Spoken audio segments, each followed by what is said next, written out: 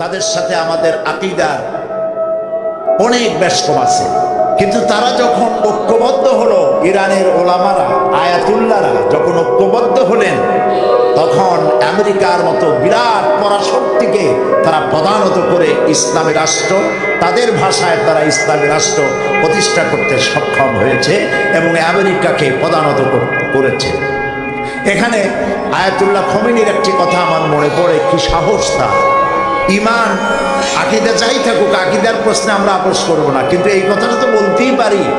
যখন আমেরিকা তাকে বলেছিল যে আমার দূতাবাস থেকে যে 56 জনকে গ্রেফতার করা হয়েছে আমেরিকান, এদেরকে ছেড়ে দাও, তা না হলে তোমার খাদ্য রসদ আমেরিকা থেকে যত সাহায্য যায় সব বন্ধ করে দেওয়া হবে।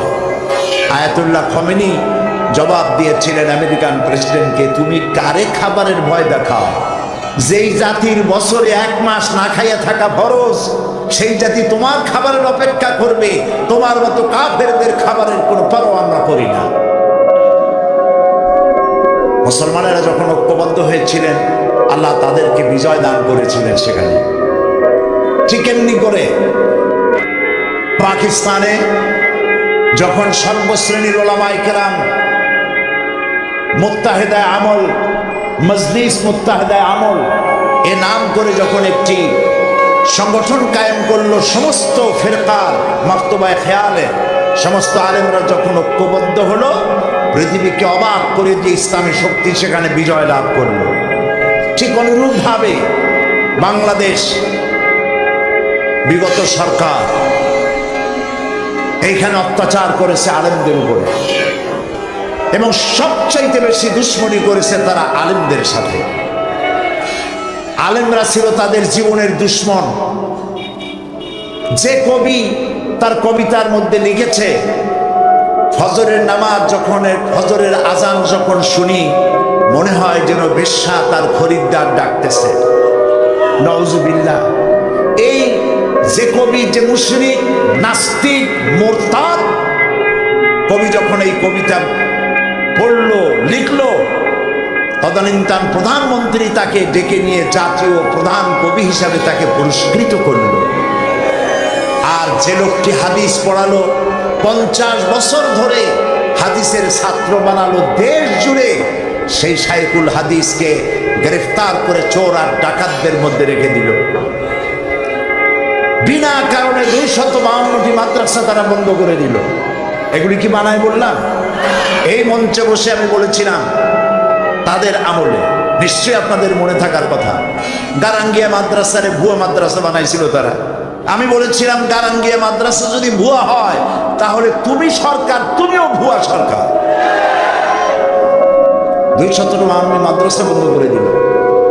এবং 1 জানুয়ারি তাদের বিদায়ের বছর, 1 জানুয়ারি থেকে নিয়ে 30 জুন পর্যন্ত পাবলিক সিকিউরিটি অ্যাক্ট, জননিরাপত্তা আইনে মাদ্রাসার ছাত্র এবং শিক্ষক আর আলেম ওলামাদের 26,000 আলেমদেরকে গ্রেফতার করে কারারুদ্ধ করে তাদের উপরে নির্যাতন করেছিল।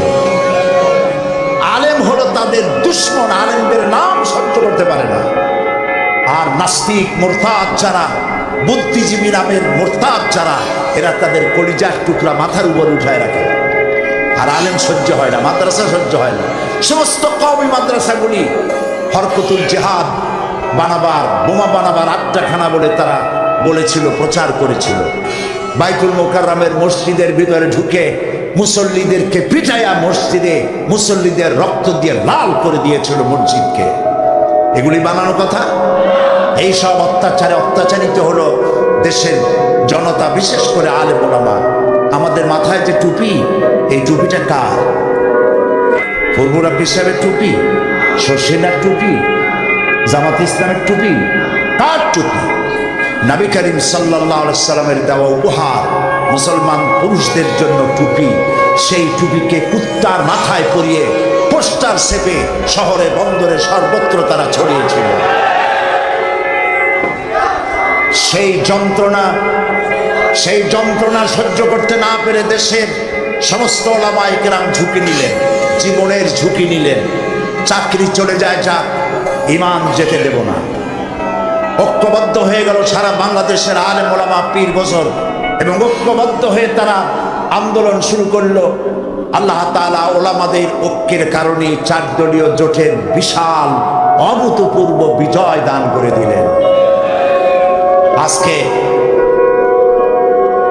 এই বিজয়কে ধরে নিয়ে আমাদেরকে ঐক্যবদ্ধ হতে হবে। ঐক্যবদ্ধ হওয়ার কথা এখানে অনেক এসেছে, কিন্তু কিভাবে ঐক্যবদ্ধ হব সেই কথা আমাদের অনেকের কাছে জানা নাই। কিভাবে ঐক্যবদ্ধ হব? আমি হযরত মাওলানা মুফতি সাইদ আহমদ সাহেব ওস্তাজুল আসাতিজা, আমি যা বলতে চাইছিলাম, এমনি আমি ফকির মানুষ, আমার ঝুলি খালি, আমি যা বলতে চাইছিলাম তা অনেক তিনি বলে ফেলেছেন। এখন আমি ফকির মানুষ, কি বলবো আল্লাহই জানে। তিনি যে কথাগুলি বলেছেন অত্যন্ত গুরুত্বপূর্ণ কথা বলেছেন। এদেশে ওলামাদের ঐক্য নাই এ কথা ঠিক নয়। ওলামাদের ঐক্য বহুলাংশে প্রতিষ্ঠিত হয়েই গেছে আলহামদুলিল্লাহ। এখন আগের মতো অত ফতোয়াবাজি নাই, এখন ঐক্যের প্ল্যাটফর্ম গড়ে উঠতেছে আলহামদুলিল্লাহ বলে। মার এসেছে পৃথিবী জুড়ে, মারের চোখে ঐক্যবদ্ধ হওয়াই লাগবে। বুশ মারা শুরু করেছে, এ মার আমাদের পাওনা ছিল, এটা আজকে বলতেছি, আপনাদের কানে কানে বলতেছি। বুশের আশা খারাপ হয় নাই, আশা দরকার ছিল। ওমা আসাবাকুম মিন মুসিবাতিন ফাবিমা কাসাবাত আইদিকুম, মার খাইতেছো 2 হাতের কামাইয়ের কারণে। একজনে বিবাহ করছিল, কিন্তু বউ তার কাছে আসে না। 1 মাস 2 মাস 3 মাস চলে যায়, বেচারা খুব অসহায় হয়ে পড়ল। এত টাকা খরচ করলাম, তারপরে তাবিজের শরণাপন্ন হলো, দোয়ার শরণাপন্ন হলো, কোনো কাজ হয় না। সর্বশেষ এক বুজুর্গ ব্যক্তির কাছ থেকে চিনি পড়া নিয়ে পানের মধ্যে ঢুকাইয়া খাওয়াইছে। রাত দুপুর 2:30-3টা বাজে হঠাৎ করে বউ গলা জড়ায় ধরছে স্বামী। স্বামী বলছে যে আল্লাহ, এই শেষে হুজুরের চিনি বড়া কামে লাগছে। বউ কয় যে কি চিনি বড়া কামে লাগছে, পরে চোর ঢুকছে তাই ভয়তে গলা জড়ায় ধরছে। বাড়িওয়ালা বলতেছে, স্বামী বলতেছে, আয় চোর, मैं तुझे खैर मकदम कहता हूं, तू हर रोज मेरे घर पे आया कर। তুই আমার বাড়িতে রেডিও টেলিভিশন ফ্রিজ যা আছে সব নে, প্রত্যেক দিন আসবি, তাহলে আমার ক্রিয়াকে আমার করার সাথে পাবো। কাজী বুশ আর আসার কারণে আর যাই হোক একটা কাজ তো হয়েছে, পৃথিবীর 130 কোটি ঘুমন্ত সিংহ জাগ্রত হয়েছে আল্লাহু আকবার বলে। আকীদা বিশ্বাসের দিক থেকে তাওহীদ যদি হয় পুরা দ্বীনের মূল উৎস, তাহলে আমলের দিক থেকে নামাজ হচ্ছে পুরা দ্বীনের মূল ভিত্তি। নামাজ হচ্ছে আমলের মূল ভিত্তি, এর বাস্তবায়ন ছাড়া দ্বীন পূর্ণ হয় না।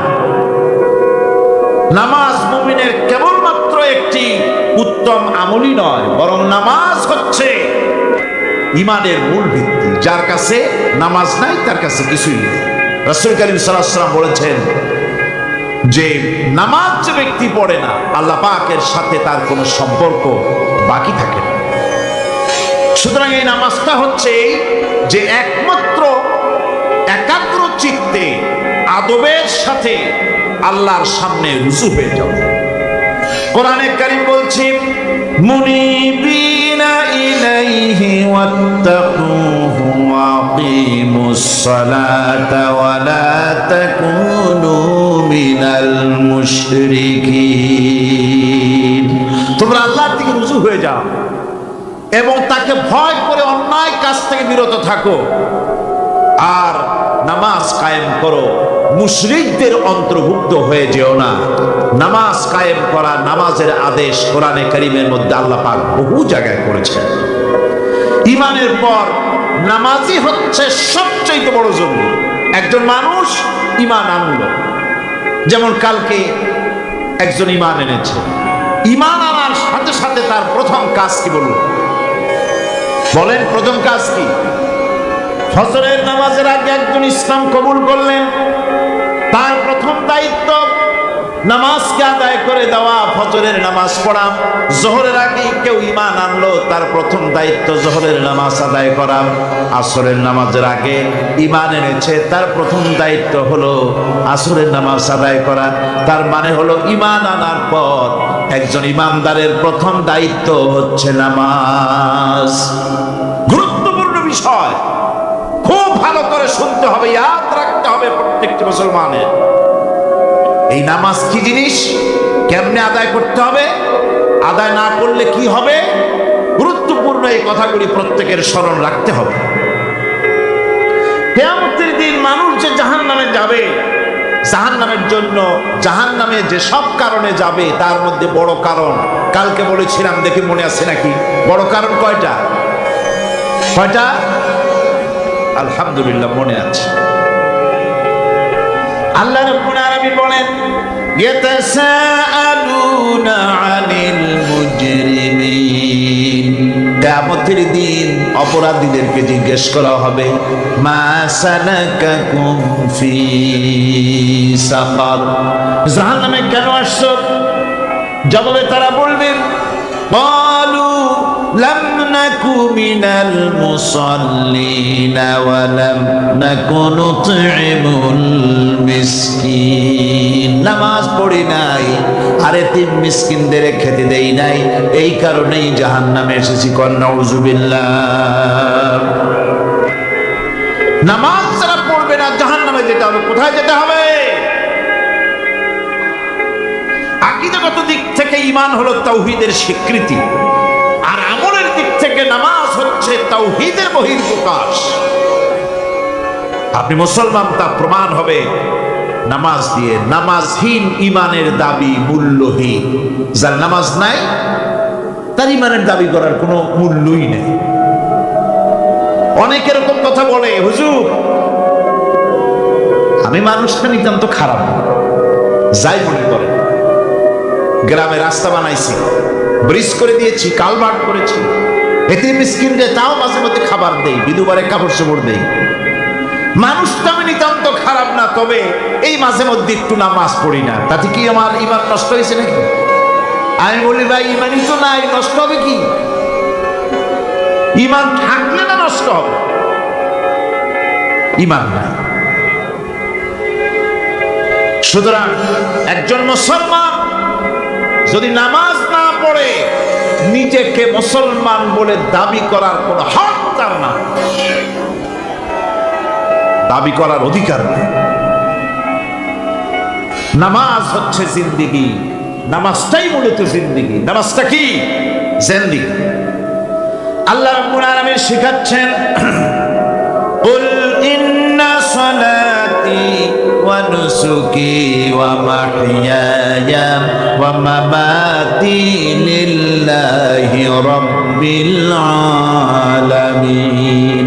মুহাব্বতের সাথে সবাই পড়েন, কুল ইন্না সালাতি ওয়া নুসুকি ওয়া মাহইয়ায়া ওয়া মামাতি লিল্লাহি রাব্বিল আলামিন। বলো আমার নামাজ, বলো আমার নামাজ, আমার কুরবানি, আমার হায়াত, আমার মত সবকিছুই আল্লাহ রাব্বুল আলামিনের জন্য নিবেদিত। আমার বেঁচে থাকা, আমার মরে যাওয়া সব আল্লাহর জন্য। সে আল্লাহ রাব্বুল আলামিন, তার জন্য সবকিছু নিবেদিত করতে হবে। আল্লাহ পাকের গোলাম আমাদের বানিয়েছেন, আল্লাহ আমাদের গোলামি করা লাগবে। আর গোলামির নমুনা যাকাত দিয়া, হজ দিয়া, দান দিয়া, সদকা দিয়া, কোন জিনিস দিয়ে নামাজের মতো গোলামির উৎকৃষ্ট প্রমাণ বা নমুনা আর কিছুতে নাই। আমি যে গোলাম তার উৎকৃষ্ট প্রমাণ হচ্ছে নামাজ। নামাজেই একটা মানুষ গোলামি অনুভূতিতে তাকে নিয়ে যায়। বাদশাহ হোক, মন্ত্রী হোক, পীর হোক, মওলানা হোক, মুহাদ্দিস হোক, বড় লোক হোক, গরিব হোক, পুরুষ হোক, নারী হোক, যেই হোক, নামাজে দাঁড়াইলো একেবারে কান্ডারে ধরিয়া কানের কাছে হাত দিয়া হাত দুটো বাঁধা মাথা নিচের দিকে দিয়ে দাঁড়ায় গেল। কিসের মতো? আসামির মতো, গোলামের মতো। সুবহানাল্লাহ। এদিক ওদিক তাকাইতে পারবা না, চোখটা থাকবে সেজদা যেখানে দিবা সেখানে। তাকানো নিষেধ, সেজদার দিকে তাকাও। এরপরে যখন রুকুতে গেলেন, গোলামের নমুনা হয়ে গেল। গোলামের এরকম মাথা নিচু করে থাকতে হয় প্রভুর সামনে। গেলেন রাজা, বাদশা, বড় লোক, সব অহংকার চূর্ণ হয়ে গেল। নাক আর কপাল দিয়া আমার মাবুদের দরবারে মাথাটা লাগাই দিলাম জমিনের উপরে। সুবহানাল্লাহ। আমি আমার ভাষায় বলি, আমি আমার ভাষায় কথাটা এভাবে বলি, এই জমিনটা যদি কাগজ হয় আর আমার নাকটার কপালটা যদি কলম হয়, তাহলে আমি যে গোলাম দৈনিক 5 বার আমার নাক আর কপাল দিয়া জমিন নামক কাগজের উপরে, দাস খতের উপরে দৈনিক 5 বার নাক আর কপাল দিয়া সই করে দেই, আল্লাহ আমি তোমার গোলাম, আর কারো গোলাম নই, আমি একমাত্র তোমার গোলাম। ঘুমের থেকে উঠে সেজদা দিয়া বলি, দুপুরের সময় কাজ ফালাইয়া আর একবার বলি, বিকেল আসার আগে আসরে আর একবার বলি, দিন যখন শেষ হয় আর একবার বলি, রাতে যখন শুতে যাই আর একবার সেজদা দিয়া ঘোষণা করি, বাবু আমি তোমার গোলাম। সুবহানাল্লাহ। নামাজ হচ্ছে ইসলামের গণ্ডির মধ্যে প্রবেশের প্রমাণ। কোরআনে কারীম বলছে, ফাইন তাবু ওয়া আকামুস সালাতা ওয়া আতাউজ যাকাতা ফাইখওয়ানুকুম ফিদ্দীন। সূরা তওবা এসেছে, তারা যদি তওবা করে আর নামাজ কায়েম করে, যাকাত যদি আদায় করে, তাহলে এখন তোমাদের সে দ্বীনি ভাই, এখন ভাই হয়ে গেল। একটু আগে ছিল কাফের মুশরিক, এখন তোমার দ্বীনি ভাই। দ্বীনের গণ্ডির মধ্যে প্রবেশ করা, কলেমা পড়ার সাথে সাথেই নামাজ। নামাজ হচ্ছে দ্বীনের প্রধান গেট, দ্বীনের প্রধান তোরণ। দ্বীনের মধ্যে প্রবেশ করার জন্য এই গেট দিয়ে প্রবেশ করতে হবে। সুতরাং এই নামাজের এতই গুরুত্ব দেওয়া হয়েছে।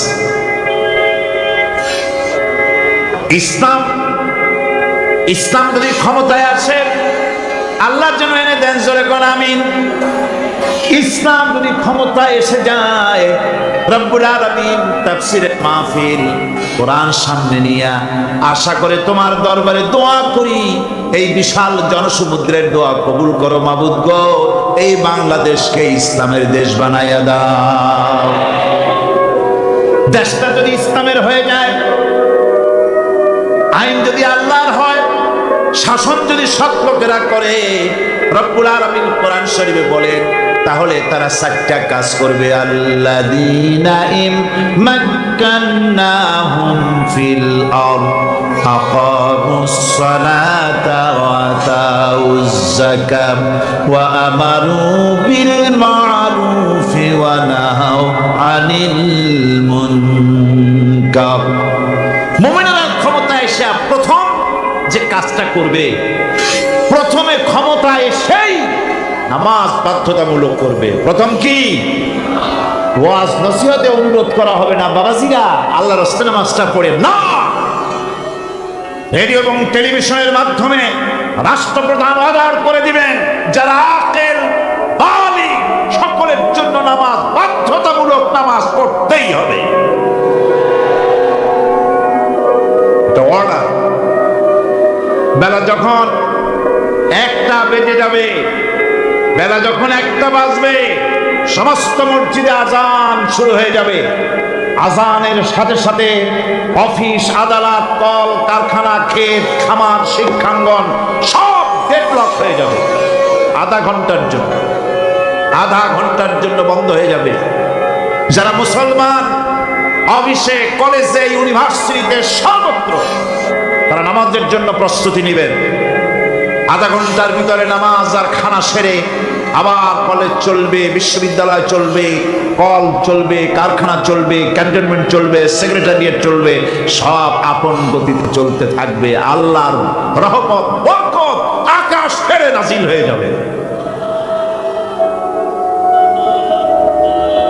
আর এই অর্ডার যে দেওয়া হবে, নামাজ পড়বেন, নামাজ পড়বেন সেখানে। থানায় যখন আজান হবে, থানায় আজান হয়ে গেছে, থানার স্টাফ পুলিশ যারা আছে জামাতে খাড়া হয়ে যাবে, ইমামতি করবেন ওসি সাহেব।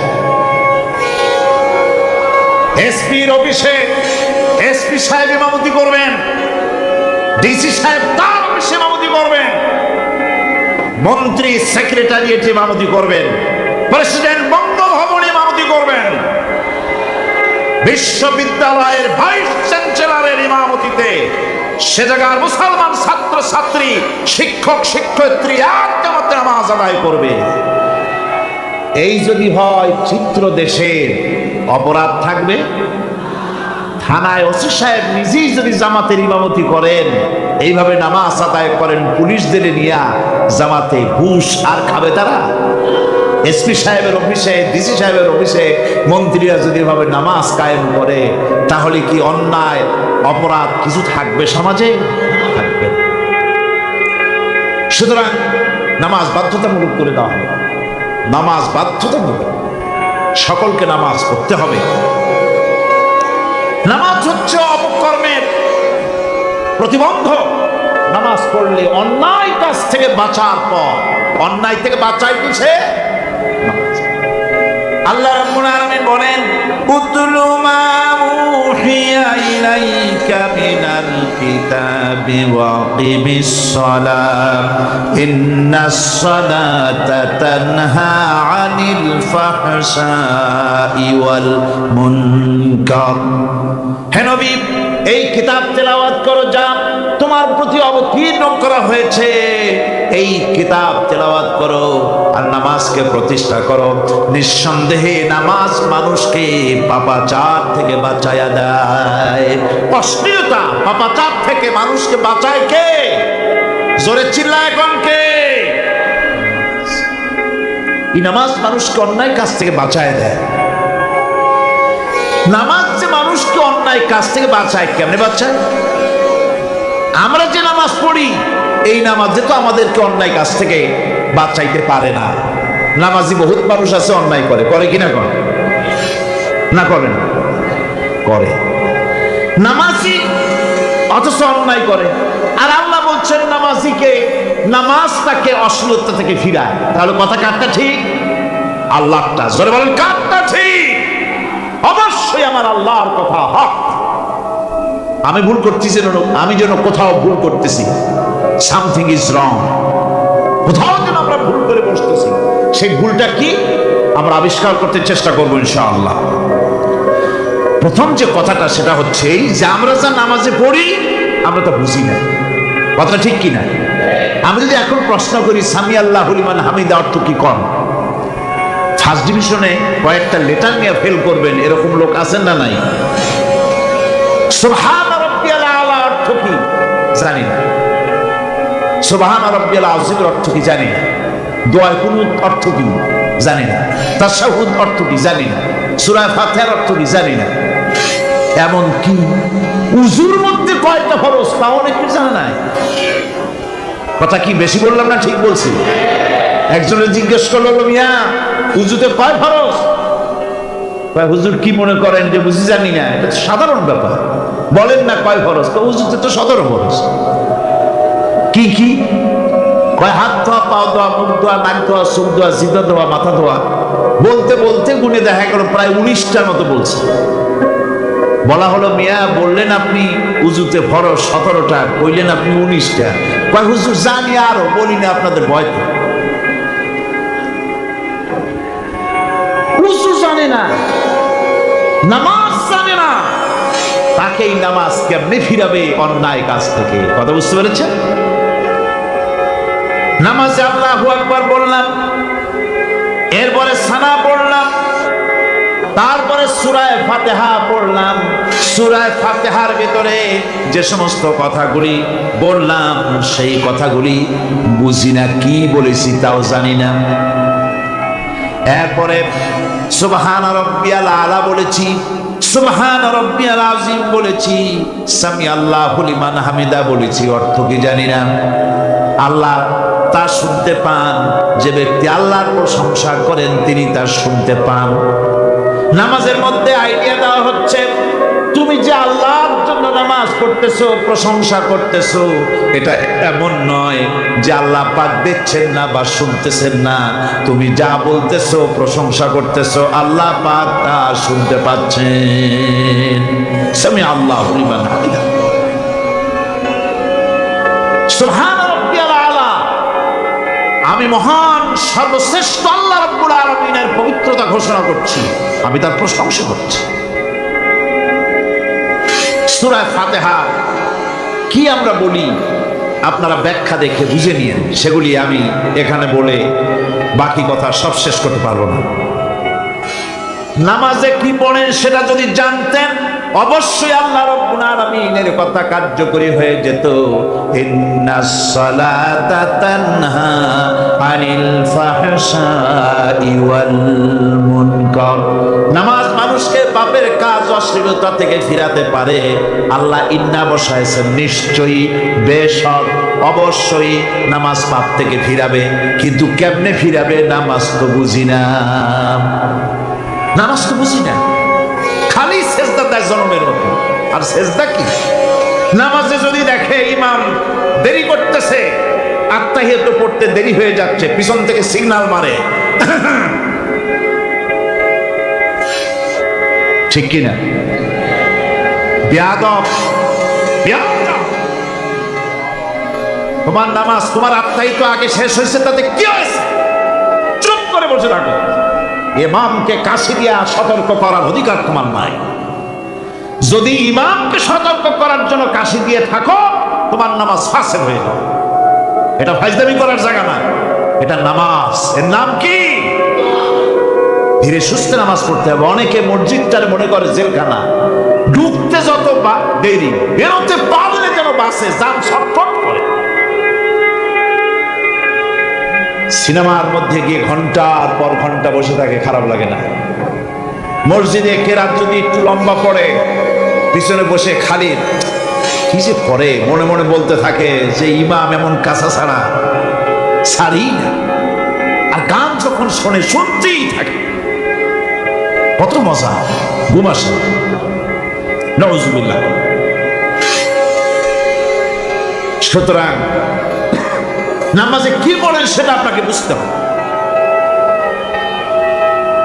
সঠিকভাবে নামাজ পড়ার পরও যদি কোন মানুষের সঠিকভাবে, ভালো করে শোনেন, সঠিকভাবে নামাজ পড়ার পরেও যদি কোনো মানুষ পাপের থেকে না ফেরে, তাহলে বুঝতে হবে একথা, পানি আর সাবান দিয়া কাপড় ধুলে কাপড়ের ময়লা যাবে, কিন্তু পানি আর সাবান দিয়া কয়লা জনমের মতো ধুইলেও কয়লার ময়লা যাবে না। কথা বুঝে আসছে? এর থেকে আর উত্তম দৃষ্টান্ত আমার কাছে নাই। নামাজ পড়ার পরেও যদি চরিত্র ভালো না হয়, বুঝতে হবে নামাজ হচ্ছে না, কাঙ্ক্ষিত মানের নামাজ আদায় হচ্ছে না। আল্লাহ নবী বলেছেন, যার নামাজ পাপ কাজ হতে ফিরাতে পারলো না, তার নামাজ নামাজি নয়। আবার শুনুন, রাসূল বলছেন, যার নামাজ তাকে পাপের কাছ থেকে ফিরাতে পারলো না, তার নামাজ নামাজ নয়। ওইটা নামাজ হয় নাই, যার জন্য তার পাপ থেকে তারে ফিরাইতে পারছে না।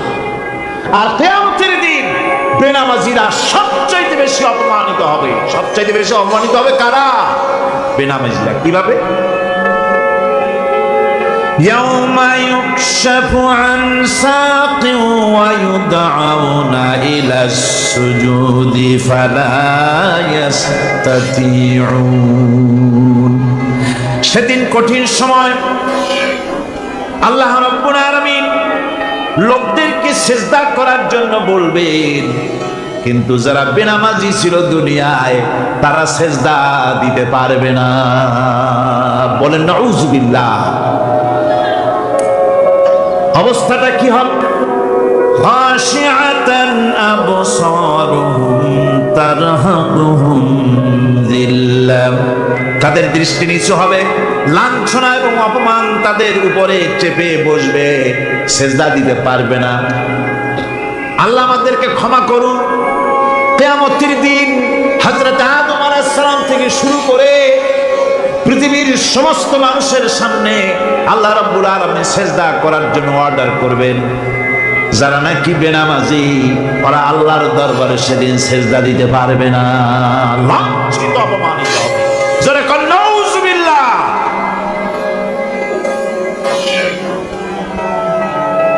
নামাজ, মুমিনের নামাজ একরকম, মুনাফিকের নামাজ হলো আর এক রকম। মুনাফিকরাও নামাজ পড়ে, পড়ে কিনা কন? মুনাফিকেরাও নামাজ পড়ে।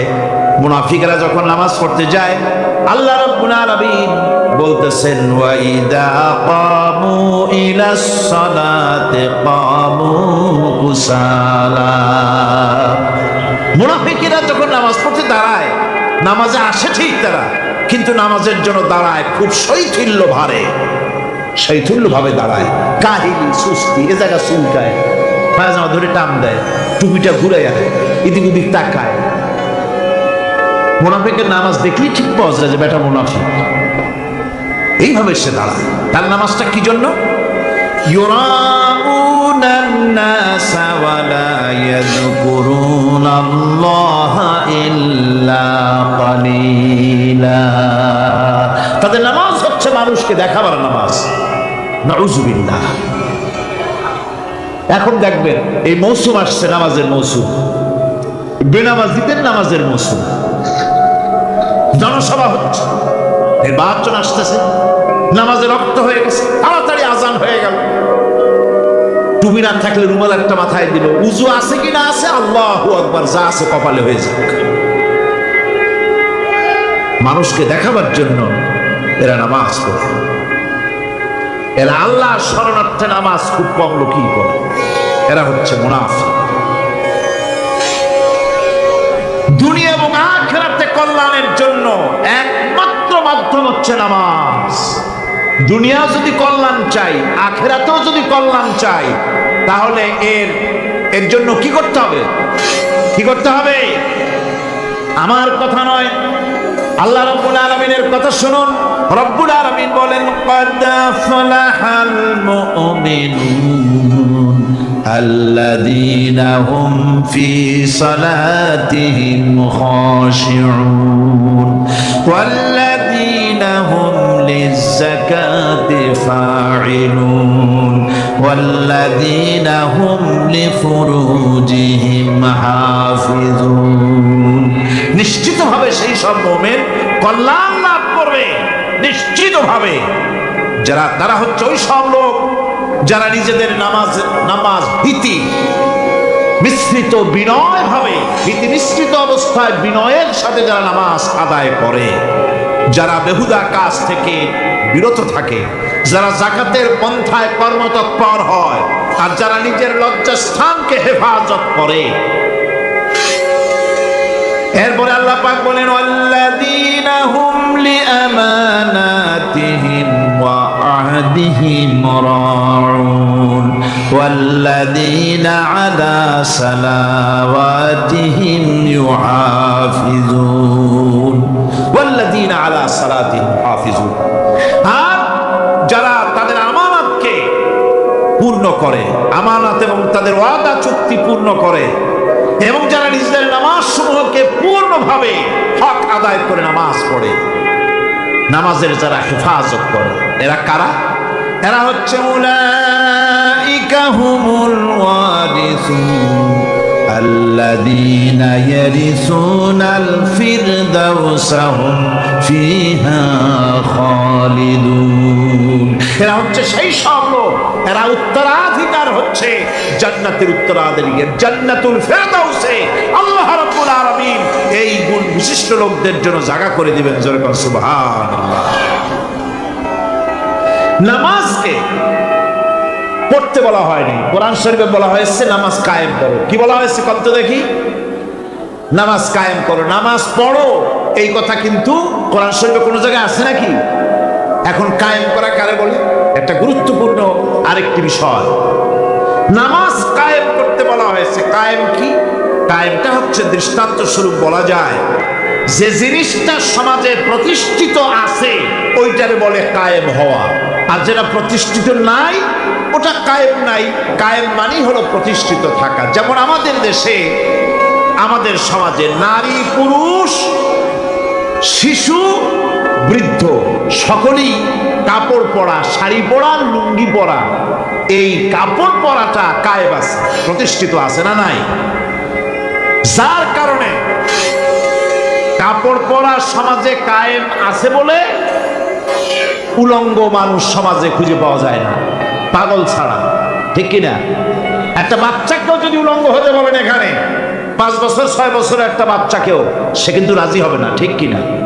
যেহেতু কাপড় পরা সমাজে প্রতিষ্ঠিত আছে সেহেতু উলঙ্গ মানুষ পাওয়া যায় না, কাপড় পরাটাই এখানে প্রতিষ্ঠিত।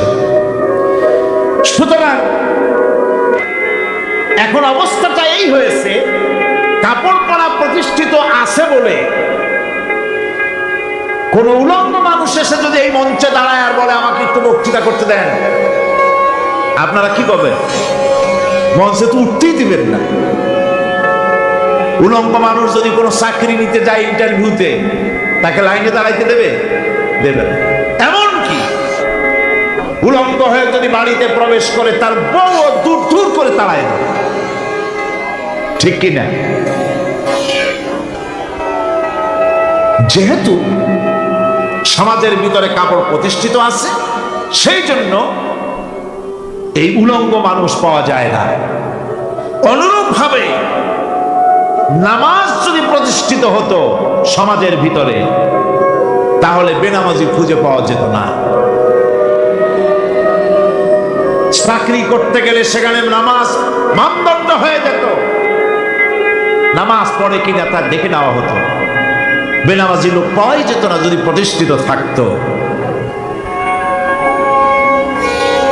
প্রথম প্রশ্নই হতো তুমি নামাজ পড়ো কিনা।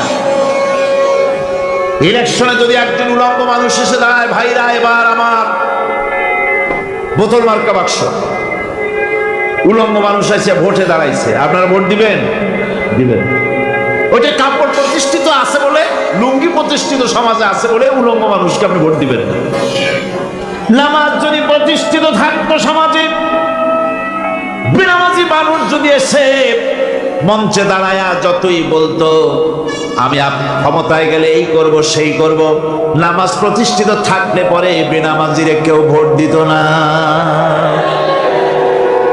নামাজ যদি প্রতিষ্ঠিত থাকতো তাহলে অফিসের অফিসার তো দূরের কথা, বেনামাজি অফিসের ঝাড়ুদারের চাকরিও তার কিসমতে যুক্ত না, যদি নামাজ প্রতিষ্ঠিত থাকতো।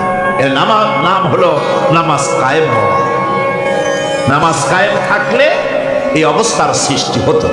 এই জন্য আল্লাহ পাক বলেছেন নামাজকে কায়েম করতে হবে। নামাজ হবে সব ভালো কাজের মানদণ্ড। সমস্ত ভালো কাজের মানদণ্ড কি? নামাজ।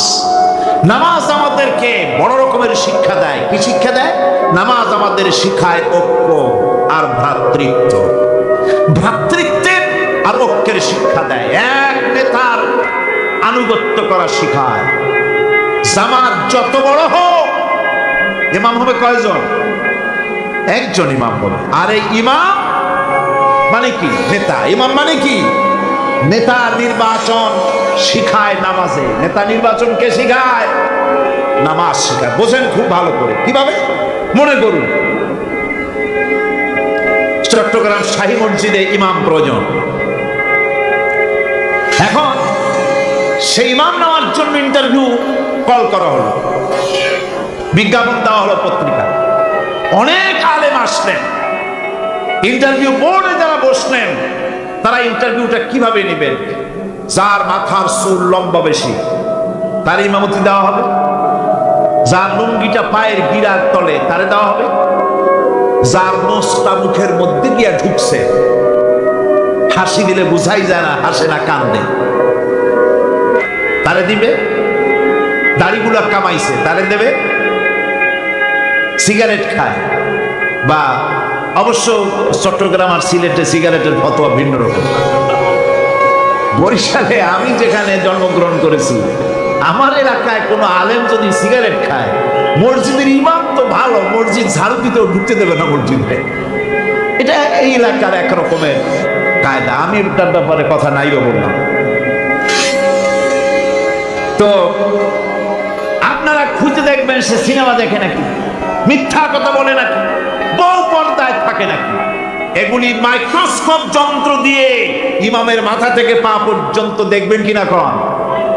আচ্ছা এবার কত দেখি এই ইমাম সাহেব ইমামতি করবে কতজন লোকে? 500, 1000, শাহী মসজিদে ধরেন 5000 লোক হইল, 5000 লোক, 5000 লোকের ইমাম। নির্বাচনের সময় পা থেকে শুরু করে মাথা পর্যন্ত দেখেন, এমনকি বউ পর্যন্ত। বৌমনি আনিয়ে দেখেন না, পর্দায় থাকে কিনা এইটা আপনারা দেখেন, ঠিক কিনা এ খবরটা নেন। 5000 লোকের একটা ইমাম বানাতে গিয়ে মাইক্রোস্কোপ যন্ত্র দিয়ে দেখেন মোষ কেমন, দাড়ি কেমন, চুল কেমন, পাও কেমন, হাত কেমন, হাতে নখ লম্বা কিনা, দাঁতে ছাতা কিনা, বউ পর্দায় থাকে কিনা, মিথ্যা কথা কয় কিনা, এত দেখেন। আর যখন নির্বাচন আসে তখন 2.5 থেকে 3 লক্ষ মানুষের জন্য একজন এমপি নির্বাচিত হয়। সেই ইমামকে বাছাই করার জন্য নামাজ পড়ে কিনা, জিনাকার কিনা, মদখোর কিনা, সুদখোর কিনা, ঘুষখোর কিনা, বদমাশ কিনা বাছাই করা হয় না।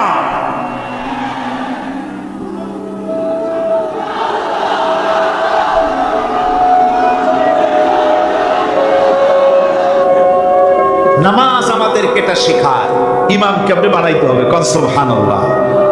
নামাজ ঐক্য শিখায়, নামাজ ভ্রাতৃত্ব শিখায়, নামাজ পারস্পরিক মহব্বত শিখায়, নামাজ নেতা কেমন হওয়া উচিত, নেতা নির্বাচন শিখায়। আবার নেতা ভুল করলে তার ভুল বলা যাবে না, এরকম হতে পারবে না। নামাজের ভিতরে ইমাম যদি ভুল করলে আপনি লোকমা দিবেন, সুবহানাল্লাহ, আল্লাহু আকবার বলবেন। যদি তিনি সংশোধন না হলেন আবার দেন, তাতেও সংশোধন হলো না আবার দেন। 3 বার লোকমা দেওয়ার পর যদি ভুল সংশোধন না করে নামাজ ছেড়ে দেন, ইমামকে বের করে দেন, নতুন ইমাম নিয়োগ করুন। যারা ক্ষমতায় যাবে,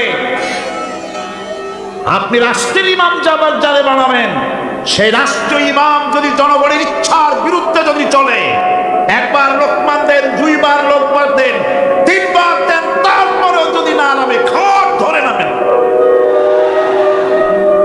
নামাজ আপনাকে নেতা নির্বাচন, নেতাকে প্রতিষ্ঠিত রাখা, নেতার আনুগত্য আপনাকে শেখায়। নামাজ লাইন সোজা করে দাঁড়াতে হবে। লাইন যদি বাঁকা করে আপনার কলজেটা ওরকম বাঁকা হয়ে যাবে। নাউজুবিল্লাহ।